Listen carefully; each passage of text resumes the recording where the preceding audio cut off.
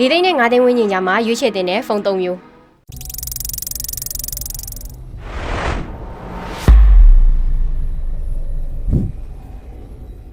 မိထားတဲ့4 သိန်းနဲ့ 5 သိန်းဝန်းကျင်ကြားမှာဝယ်လို့ရနိုင်မဲ့ဖုန်း3မျိုးကိုစုစုကပြောပြပေးမှာပဲဖြစ်ပါတယ်။ပထမဆုံးတစ်ခုကတော့ Tecno Spark 30C 612GB ၄နှစ်ကျော်အကြာအထိတော်တော်လက်နဲ့သုံးလို့ရမှာဖြစ်ပြီးတော့ 6.67 မျက်နှာပြင်အကျယ်ကိုမှတော်လက်တဲ့ 120Hz နဲ့အကျန်းစားရိုက်ကူးလို့ရမယ်50 megapixel Ultra Clear ကြည်တောက်ရှင်းကင်မရာကိုအသုံးပြုပေးထားပါတယ်။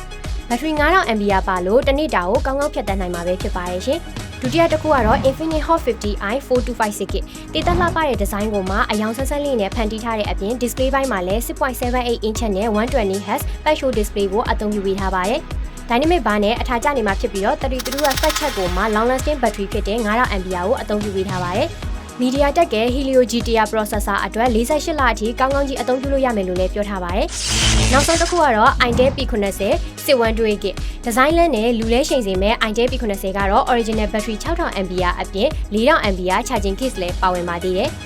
performance မိုင်းမှာဆိုလို့ရှိရင်လည်း Android version 14, Intel OS 14နဲ့ CPU ကတော့ Helio G50 Ultimate ကိုအသုံးပြုပေးထားပါတယ်။ refresh rate ကလည်း 120Hz နဲ့ဆိုတော့တော်တော်လက်အသုံးပြုလို့ရမယ့်ဖုန်းတစ်လုံးပဲဖြစ်ပါရဲ့ရှင်။နောက်ဗီဒီယိုလေးတွေမှာလည်းဇူကအားလုံးအတွက်အသုံးဝင်မဲ့အကြောင်းအရာလေးတွေကို share လုပ်ပေးသွားမှာဖြစ်လို့အားလုံးပဲကြည့်ရှုပေးကြပါအောင်နော်။